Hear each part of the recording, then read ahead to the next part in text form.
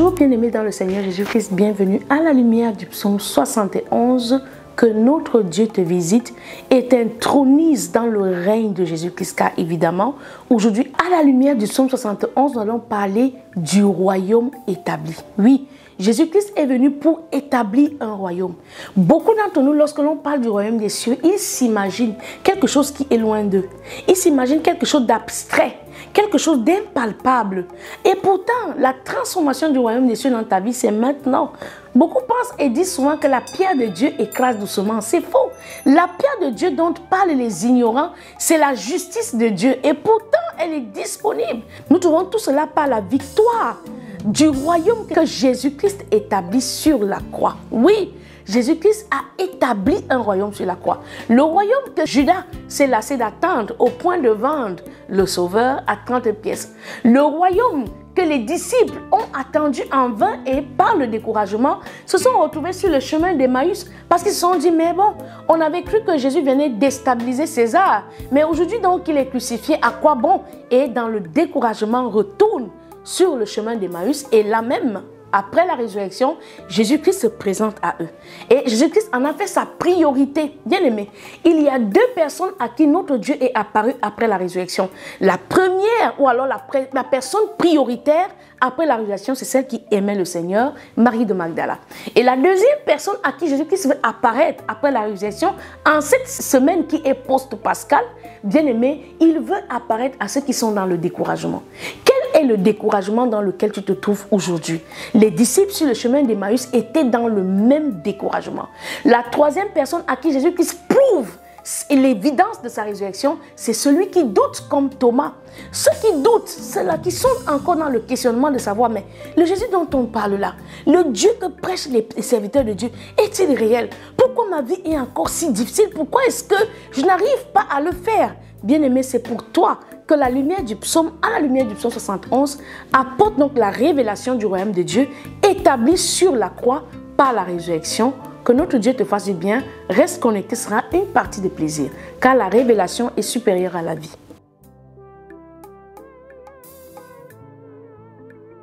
Lorsque Jésus-Christ vient apporter le royaume des cieux qui nous est prêché dans les assemblées, la parole de Dieu nous demande de faire de cela l'emphase de notre recherche. Il dit, cherchez premièrement le royaume des cieux et sa justice, et toute chose vous sera accordée par-dessus tout. C'est un grand mot pour quelqu'un qui n'a pas encore une certaine maturité spirituelle. Et ça devient souvent impénétrable et mystérieux, parce que l'on se dit, mais le royaume dont parlent les chrétiens, le royaume dont parle la Sainte Bible, mais de quoi s'agit-il? Nous allons t'exposer ce qu'est le royaume et nous prions notre Dieu de t'introniser dans le millénium, car c'est cela même la lumière de ce psaume. Que Dieu te bénisse. Le premier atout que Jésus-Christ vient révéler par l'établissement du royaume au travers la mort, la crucifixion, la résurrection, bien-aimé, c'est que la confiance en l'Éternel désormais repose sur ta foi. Voilà les attributs du royaume. Désormais, quand on te dira recherche le royaume premièrement, tu commenceras par déposer en Dieu ta confiance au travers ta foi en lui. C'est cela le royaume des cieux. Nous sommes dans la première étape de la révélation ou alors de l'établissement du royaume de Dieu dans ta vie. Or, lorsque l'on parle du royaume de Dieu, on parle de la foi. Et la foi vient de ce que l'on entend et ce que l'on entend vient de la parole. La foi est ce qui te donne accès à la justice de Dieu. Lorsque Dieu te dit recherche premièrement le royaume des cieux, en d'autres termes, il te dit connais-moi. Il te dit découvre-moi dans les saintes écritures. Il te dit apprends à dépendre de moi. C'est cela le royaume des cieux. Car nous vivons dans cette terre, dans le royaume de l'homme de la mort, par d'autres formes d'intelligence. Nous savons par exemple que pour survivre sur la terre, il te faut avoir de l'argent. Nous savons par exemple que pour être aimé sur la terre, il faut se sentir en couple. Nous savons par exemple que sur la terre, lorsque les autres nous aiment, ils doivent nous acclamer. Non, Dieu nous ramène dans un renouvellement de l'intelligence. C'est cela vivre le royaume. Or, les préludes, c'est-à-dire que ce qui vient en prioritaire dans le royaume des cieux, c'est la recherche de la foi. Oui, il est important que cela te soit expliqué pour que tu saches ce que veut dire chercher premièrement le royaume. Le royaume des cieux, dans le premier exposé que nous te faisons du royaume, c'est d'apprendre désormais à redépendre complètement de l'Éternel. Et on ne peut pas dépendre de l'Éternel si on n'a pas foi en lui. Ésaïe 48, du verset 1 au verset 10, nous lisons au nom du Seigneur Jésus-Christ. Écoutez ceci, maison de Jacob, vous qui portez le nom d'Israël et qui êtes sortis des eaux de Juda. Vous qui jurez par le nom de l'Éternel et qui invoquez le Dieu d'Israël, mais sans vérité ni droiture. Car ils prennent leur nom de la ville sainte et ils s'appuient sur le Dieu d'Israël dont le nom est éternel des armées. Dès longtemps, j'ai fait la première prédiction. Elles sont sorties de ma bouche et je les ai publiées. Soudain, j'ai agi et elles se sont accomplies. Sachant que tu es endurci, que ton cou est une barre de fer et que tu as un front d'airain, je t'ai annoncé dès longtemps ces choses. Je te les ai déclarées avant qu'elles arrivassent, afin que tu ne dises pas, ceci est mon idole qui les a faites. C'est mon image taillée ou mon image en fonte qui les a ordonnées. Tu entends, considère tout cela, et vous, ne l'avouerez-vous pas? Maintenant, je t'annonce des choses nouvelles, cachées, inconnues de toi. Elles se produisent à présent et n'appartiennent point au passé. Jusqu'à leur avènement, tu n'en avais aucune connaissance, afin que tu ne dises pas, voici je le savais. Tu n'en as rien appris, tu n'en as rien su. Et jadis, ton oreille n'en a point été frappée, car je savais que tu serais infidèle et que dès ta naissance, tu fus appelé rebelle. Bien-aimé dans le Seigneur, ces mots que l'Éternel nous donne le privilège de comprendre dans la bouche d'Ésaïe nous annoncent la première médiation. Car les choses que nous ont annoncées les premiers médiateurs, c'était l'ombre des choses à venir. Afin que personne ne dise qu'il connaissait le plan parfait du salut. Aujourd'hui que tu as la foi, qui est la première chose qui manifeste la présence du royaume de Dieu dans ta vie, Dieu veut désormais que par la révélation de Christ, que tu puisses placer ta confiance en lui. Car c'est cela être juste d'après Dieu. On n'est plus juste parce qu'on apporte le sang des taureaux, mais on est juste parce que nous devenons participants à l'aspersion du sang de Christ, nous-mêmes devenus sacrificateurs dans le nouveau royaume ou alors dans le véritable. Verset 9. À cause de mon nom, je suspends ma colère. À cause de ma gloire, je me contiens envers toi pour ne pas t'exterminer. Je t'ai mis au creuset, mais non pour retirer de l'argent. Je t'ai éprouvé dans la fournaise de l'adversité. C'est pour l'amour de moi que je veux agir. Bien-aimé dans le Seigneur, voilà les choses qui concernent le royaume de Dieu. Et l'une des choses que Jésus-Christ vient accomplir sur la croix, c'est révéler le royaume. Et c'est quoi le royaume? Nous le disons depuis l'entame de cette émission. La première des fondations que nous plaçons pour parler véritablement du royaume de Dieu, c'est d'apprendre à dépendre de l'Éternel par la connaissance de la foi qui elle-même est la justice en Jésus-Christ de Nazareth. Une justice elle-même manifestée dans la délivrance des croyants. C'est elle que Jésus-Christ accomplit à la croix en disant, bien-aimé dans le Seigneur Jésus-Christ, à la lumière du psaume 70, qu'il est important qu'il souffre ainsi pour que les hommes qui placeront leur confiance en l'Éternel ne soient pas déçus.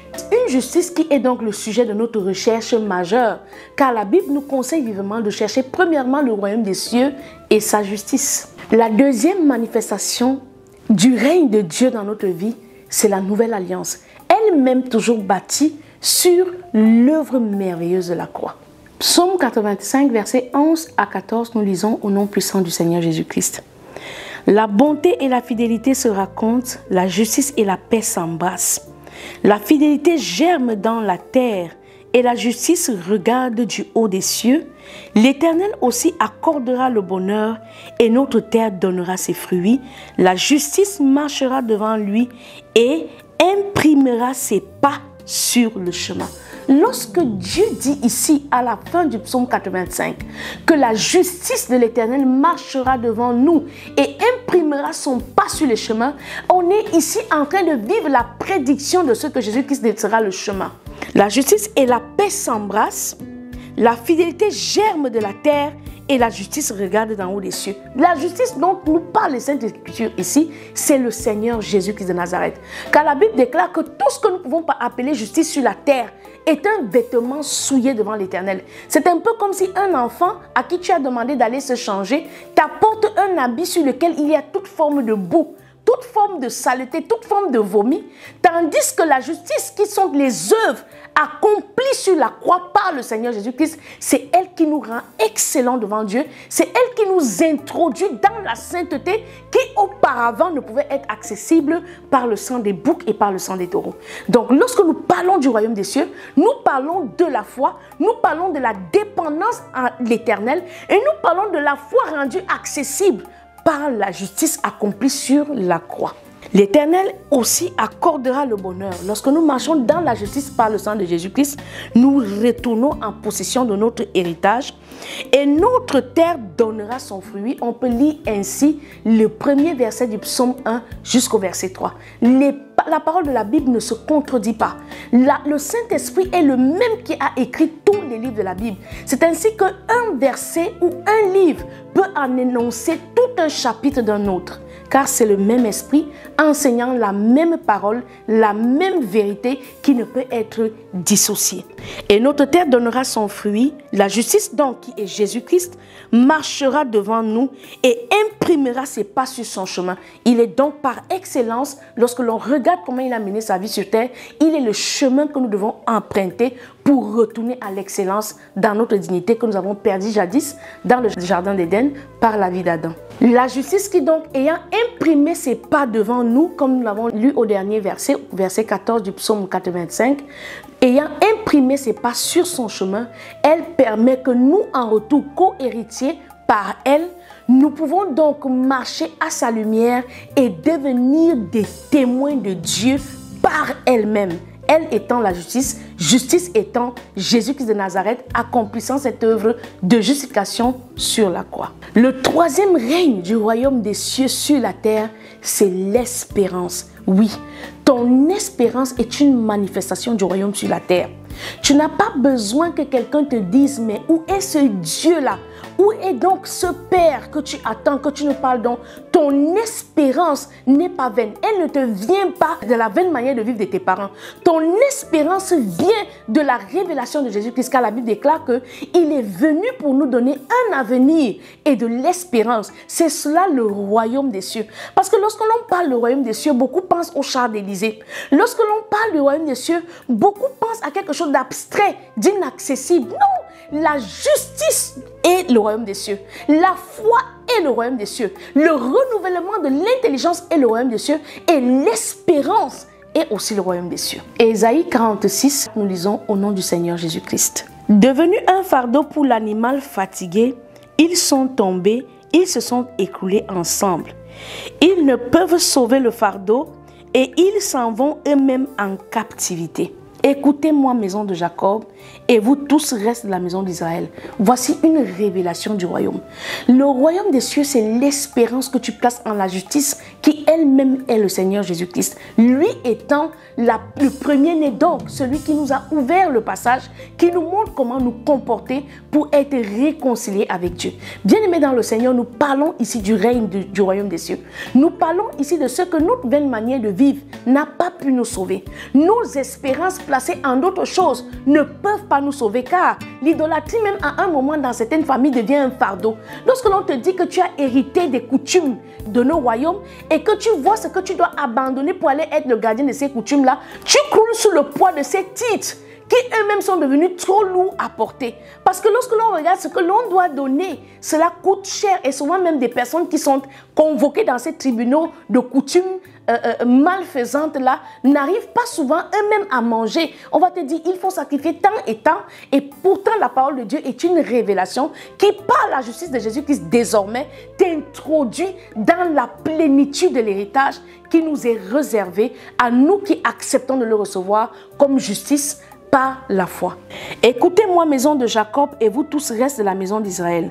Vous que j'ai pris à ma charge dès votre origine, que j'ai porté dès votre naissance jusqu'à votre vieillesse, je serai le même. Alléluia. Le Dieu d'Abraham, le Dieu d'Isaac, le Dieu de Jacob te révèle que son règne se trouve dans le fait que tu places ton espérance en lui. C'est cela le royaume des cieux. Alors, il est important que tu comprennes que tu n'appartiens plus à ce gouvernement. Tu n'appartiens plus au royaume terrestre. Tu n'appartiens plus aux membres de ta famille qui auraient échoué à la manière de t'encadrer pour atteindre tes objectifs ou alors atteindre ta destinée. Non, cela ne peut plus t'affecter parce que tu ne dépends plus du royaume de la mort, mais tu dépends désormais du royaume des cieux, tout comme Abraham, tout comme Jacob, tout comme Isaac. Maison de Jacob, c'est à nous que Dieu s'adresse. Il n'est plus nécessaire que tu regardes le royaume des cieux comme étant quelque chose d'inaccompli, ce qui a aveuglé Judas en amenant Judas à ce pan. Non, le royaume des cieux, c'est une attitude. Le royaume des cieux, c'est l'espérance. Vous que j'ai pris à ma charge dès l'origine, que j'ai porté dès votre naissance. Jusqu'à votre vieillesse, je serai le même. Jusqu'à votre vieillesse, je vous soutiendrai. Je l'ai fait et je veux encore vous porter, vous soutenir et vous sauver. Alléluia. Nous parlons de l'espérance comme manifestation du règne du royaume des cieux sur la terre. Ton espérance ne sera pas déçue. Ton espérance est la preuve que le royaume des cieux est une réalité. À qui me comparerez-vous pour le faire mon égal?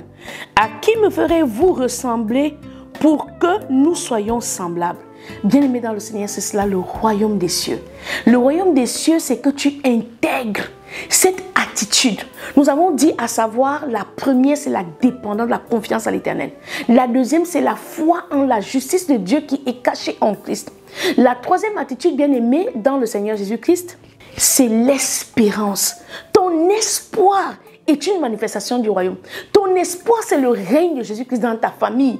Ton espérance, c'est le moyen par lequel tu grandiras et tu vieilliras et tu verras combien l'Éternel te sauvera. C'est cela la présence de Dieu dans ta vie. Et la prière par excellence nous le dit.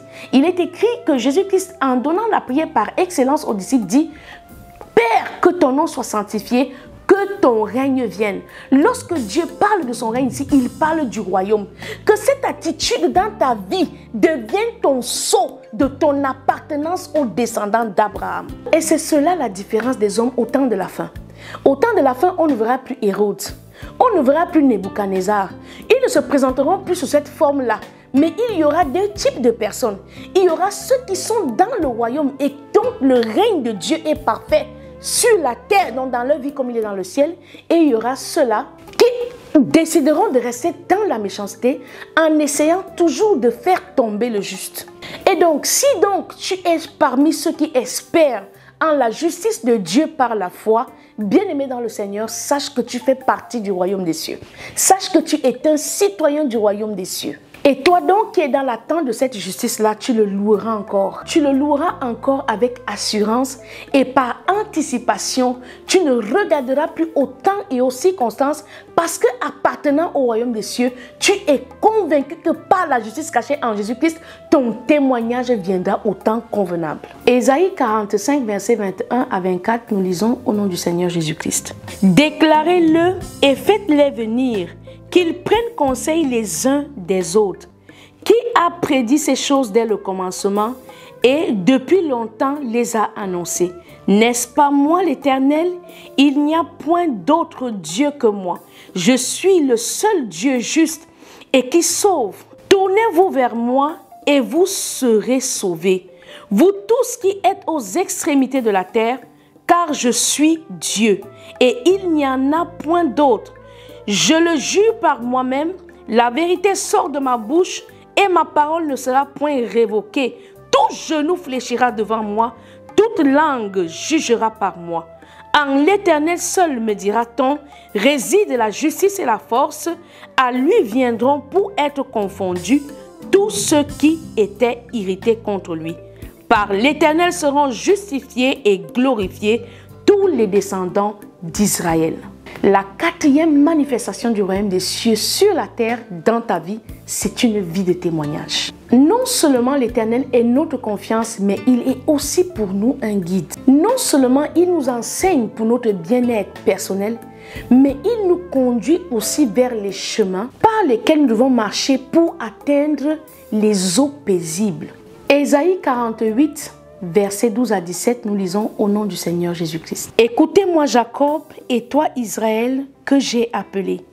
C'est moi qui suis le premier. Alléluia. Vous voyez donc, lorsque l'on parlait dans le psaume 69 de la typologie de Jésus-Christ, par excellence sur la retour dans le livre d'Ésaïe.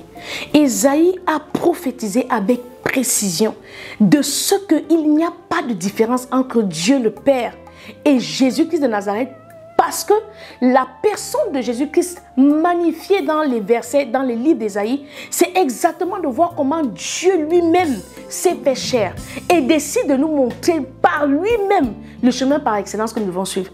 À la lecture du livre d'Ésaïe, chapitre 48, du verset 12 au verset 17, l'on peut comprendre comment Dieu se fait chair pour être cette empreinte sur le sable de notre vie que nous allons suivre comme sur le bord d'une mer pour atteindre le salut véritable. Écoutez-moi Jacob et toi Israël que j'ai appelé, c'est moi qui suis le premier-né. Alléluia. Et nous savons ici que c'est l'Éternel même qui parle, lui-même se présentant comme étant le premier-né, car nous savons que Jésus-Christ est le premier-né d'entre les morts. C'est aussi moi qui suis le dernier. Ma main a fondé la terre et ma droite a étendu les cieux. Je les appelle et aussitôt ils se présentent. Vous tous, assemblez-vous et écoutez. Qui d'entre eux a annoncé ces choses? Celui que l'Éternel aime exécutera sa volonté contre Babylone et son bras s'apesantira sur les Chaldéens. Moi, j'ai parlé et je les ai appelés. Je l'ai fait venir et son œuvre réussira. Approchez-vous de moi et écoutez. Dès le commencement, je n'ai point parlé en cachette. Dès l'origine de ces choses, j'ai été là. Et maintenant, le Seigneur l'Éternel m'a envoyé avec son esprit. Ainsi parle l'Éternel, ton Rédempteur, le Saint d'Israël. Moi, l'Éternel, ton Dieu, je t'instruis pour ton bien. Je te conduis dans la voie que tu dois suivre. Oui, il y a que lorsque nous parlons du royaume des cieux, nous ne parlons pas seulement des attributs de la royauté de Jésus-Christ, mais il y a dans le royaume des cieux la présence de ton témoignage. Dieu, dans la présence de ton témoignage, devient ton guide. Il t'enseigne pour ton profit. Il te conduit dans les chemins de la victoire lui-même. Il t'accorde des victoires que tu ne pourrais avoir par toi-même comme il a fait à David face à Goliath. C'est pourquoi, bien-aimé dans le Seigneur, notre témoignage est la lumière qui éclaire les générations à venir. C'est cela la foi. Parce que lorsque l'on lit les Saintes Écritures, on a accès au témoignage des anciens. Cela nous donne connaissance de qui Dieu est et nous sommes ainsi dans le royaume des cieux. Souvenons-nous que dans le livre de Luc, Jésus-Christ le dit aux disciples, il y a ici parmi vous ceux qui verront le royaume avant de mourir. Et c'était quoi le royaume? On a vu sur la montagne de la transfiguration Moïse apparaître, Élie apparaître en présence de Jésus-Christ. Le royaume des cieux, c'est le témoignage des anciens qui nous amène à la connaissance de qui Dieu est, nous révèle l'impact de notre confiance, combien elle ne sera pas déçue, combien elle portera du fruit, et ainsi le Dieu qui a été le Dieu de Moïse nous guidera sur les chemins de la victoire pendant notre saison, et cela sera un témoignage pour des milliers de générations après nous, en l'héritage donné à David, car c'est cela le trône de l'alliance par David. Nous ne sommes plus donc de simples croyants, nous ne sommes plus juste des personnes qui partions à l'église pour être reconnus parmi les hommes comme des chrétiens. Non, nous sommes introduits dans le royaume pour devenir le témoignage de l'existence de Dieu. Mais hélas, nous avons des chrétiens qui cherchent Dieu par saison. Hélas, nous avons des chrétiens qui cherchent Dieu quand ils sont dans les problèmes. Nous avons des chrétiens qui attendent les coups durs de leur vie pour se mettre à genoux et aimer, se délecter d'être dans la présence de Dieu. Il y a des gens qui attendent aller vers Dieu quand on leur annonce qu'ils viennent d'avoir un test positif de VIH. Il y a des personnes qui attendent aller à Dieu seulement quand ils attendent que leur foyer est en train de battre de l'aile parce qu'ils n'ont pas le fruit des entrailles. Bien aimé, ce n'est pas cela le royaume. Le royaume des cieux n'est pas un clignotant. C'est une présence, c'est un art de vivre. C'est une façon de se comporter à l'image des anciens. Abraham a attendu contre toute espérance de voir Isaac, le fils de la promesse. C'est cela le royaume. Nous vivons dans le royaume par notre espérance. Nous vivons dans le royaume par notre foi. Nous vivons dans le royaume par notre dépendance à l'Éternel. Genèse chapitre 48, du verset 8 au verset 16, nous lisons au nom du Seigneur Jésus-Christ. Israël regarda les fils de Joseph et dit, « Qui sont ceux-ci » Joseph répondit à son père, « Ce sont mes fils que Dieu m'a donnés ici. » Israël dit, « Fais-les, je te prie, approchez de moi pour que je les bénisse. » Lorsqu'on parle d'Israël ici, on parle de Jacob. Les yeux d'Israël étaient appesantis par la vieillesse. Il ne pouvait plus voir. Joseph les fit approcher de lui et Israël leur donna un baiser et les embrassa. Israël dit à Joseph, « Je ne pensais pas revoir ton visage et voici que Dieu me fait voir même ta postérité. » Joseph les retira des genoux de son père et il se prosterna en terre devant lui. Bien-aimé dans le Seigneur, la parole de ton témoignage, c'est aussi cela le royaume.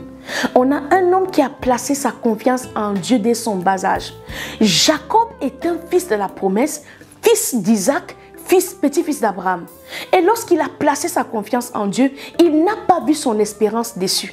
On a un père qui croyait avoir perdu son fils, mais parce que le témoignage nous introduit dans le royaume, il a non seulement la capacité de retrouver son fils, mais aussi ses petits-fils. Et nous allons voir comment le témoignage nous parle du royaume. Parce que nous savons ici qu'aujourd'hui, par la foi d'Abraham, nous sommes rendus fils d'Abraham.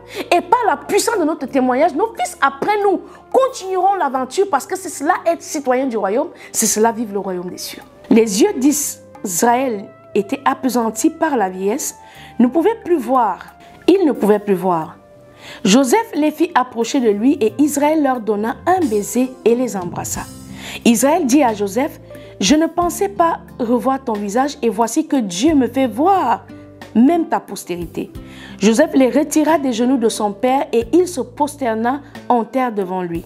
Puis Joseph les prit tous deux, Éphraïm de sa main droite à la gauche et d'Israël, et Manassé à sa main gauche à la droite d'Israël, et il les fit approcher de lui.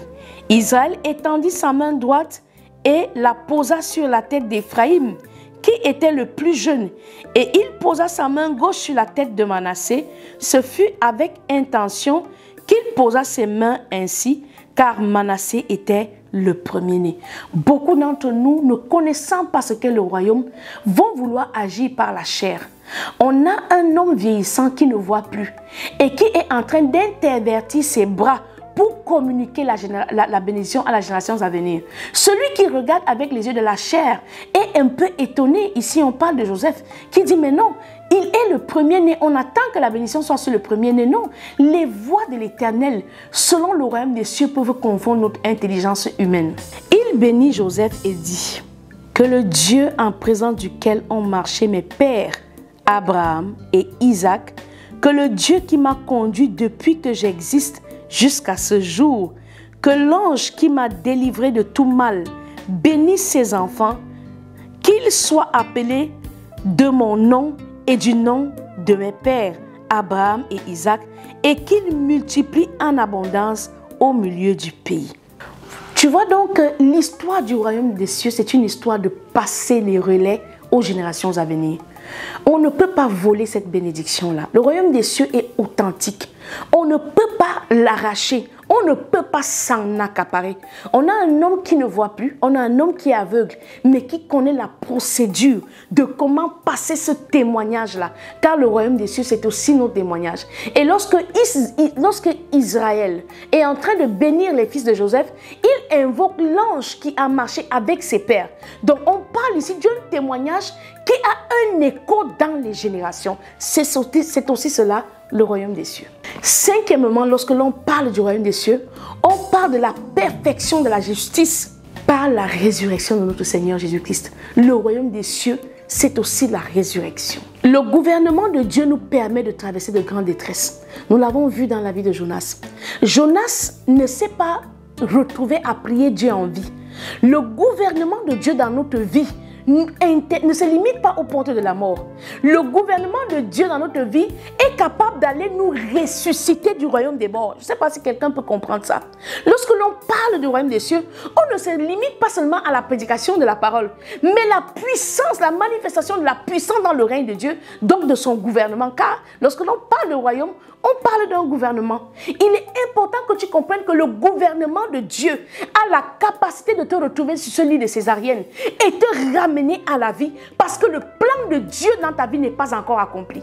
Il est important que tu comprennes que lorsque l'on parle du royaume des cieux, on parle de la résurrection de Jésus-Christ, car c'est cela le royaume. Mais les disciples qui n'avaient pas la révélation par l'esprit attendaient que César soit détrôné. Non, le royaume des cieux et tout ce que nous venons de te citer, en plus de cela, la perfection de la justice de Dieu rendue capable et accessible par la puissance de la résurrection. Nous avons vu cette puissance amener Jonas de sortir des entrailles d'un poisson qu'il avait déjà englouti pour être vomi à Ninive. La puissance de Dieu par son gouvernement a la capacité de sortir de très grandes détresses. Notre Dieu n'est pas limité à la mort. C'est pourquoi il te dit, ne crains pas celui qui décide de ta vie ou qui peut attaquer ta chair, mais crains celui qui décide de ton âme après la mort, car le gouvernement de Dieu n'est pas limité par la mort. Il a la puissance par la résurrection de te faire sortir du tombeau pour te ramener à la vie. Nous l'avons vu dans la vie de Lazare.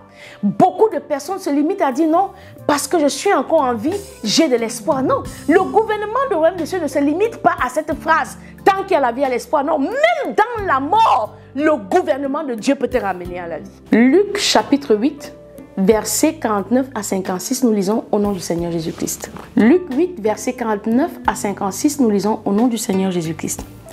Comme il parlait encore, survint de chez le chef de la synagogue quelqu'un disant, « Ta fille est morte, n'importune pas le maître. » Mais Jésus ayant entendu cela dit au chef de la synagogue, « Ne crains pas, crois seulement et elle sera sauvée. » Lorsqu'il fut arrivé à la maison, il ne permit à personne d'entrer avec lui, si ce n'est à Pierre, à Jean et à Jacques, et au père de la mère de l'enfant.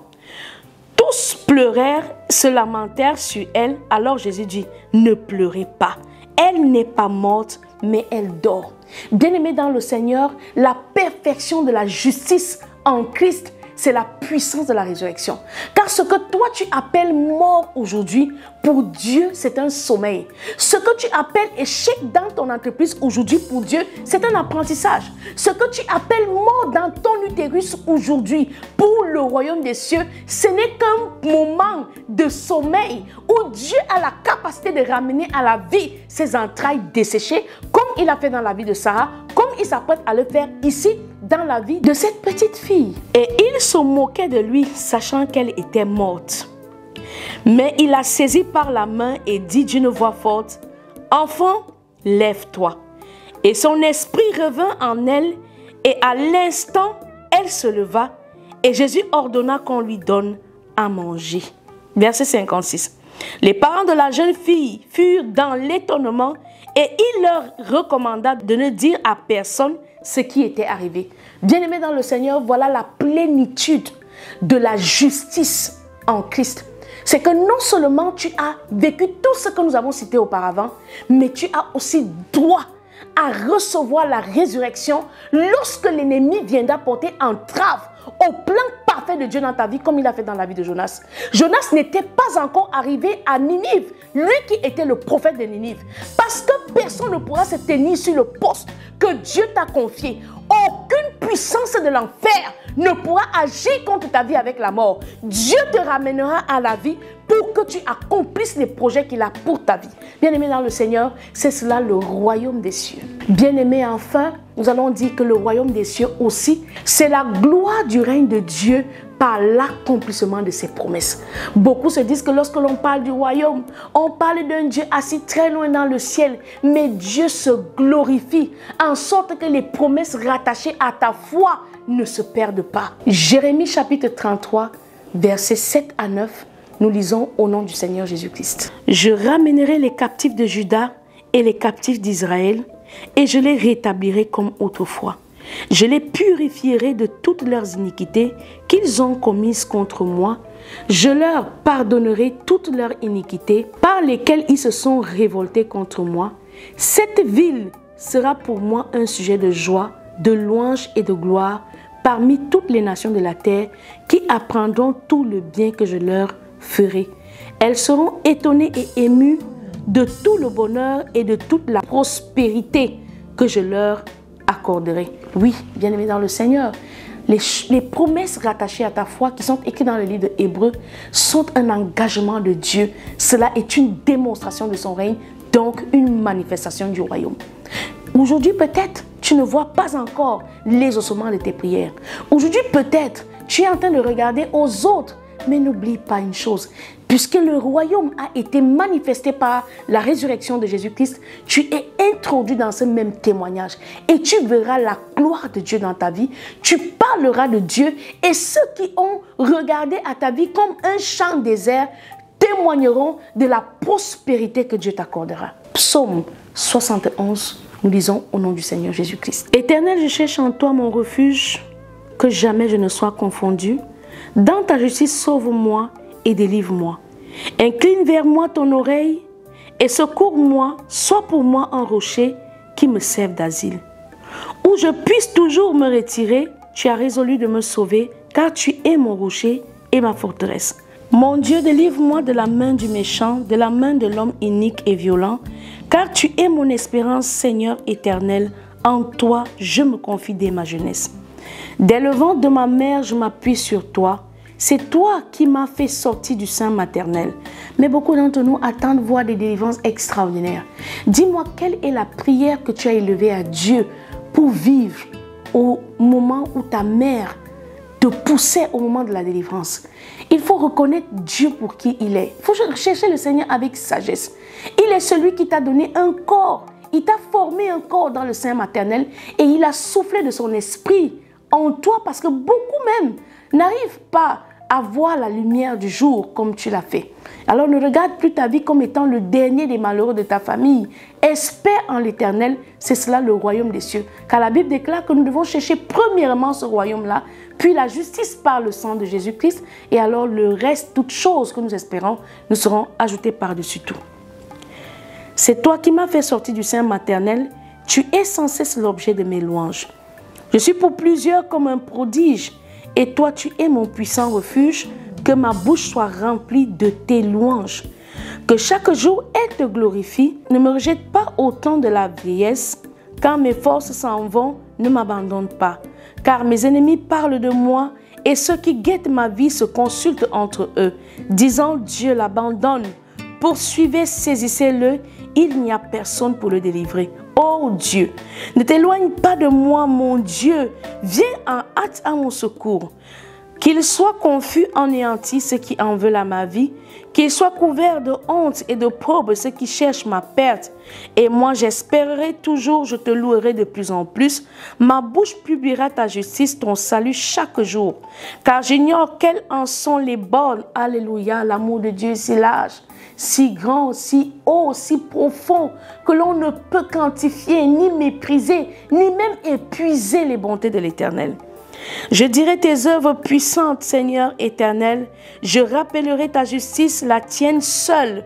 Ô Dieu, tu m'as instruit dès ma jeunesse et jusqu'à présent j'annonce tes merveilles. Ne m'abandonne pas, ô Dieu, même dans la blanche vieillesse, afin que j'annonce ta force à la génération présente, ta puissance à la génération future. Ta justice, ô Dieu, atteint jusqu'au ciel. Tu as accompli de grandes choses, ô Dieu, qui est semblable à toi. C'est cela le royaume des cieux. Et pour nous, les habitants du royaume, nous pouvons vivre ce royaume-là tout au long de notre génération et même pour les générations à venir. Tu nous as fait éprouver bien de détresse et de malheur, mais tu nous redonneras la vie. Tu nous feras remonter des abîmes de la terre. Car nous avons dit ici que l'excellence de la justice de Dieu en Christ Jésus, c'est la résurrection d'entre les morts. Relève ma grandeur, console-moi de nouveau, et je te louerai au son du luth. Je chanterai ta fidélité, mon Dieu. Je te célébrerai avec la harpe sainte d'Israël. En te célébrant, j'aurai la joie sur les lèvres, la joie dans mon âme que tu as délivrée. Ma langue chaque jour publiera ta justice, car ceux qui cherchent ma perte sont honteux et confus. C'était votre émission à la lumière des psaumes, psaume 71. Rendez-vous pour un prochain numéro. Que Dieu vous bénisse.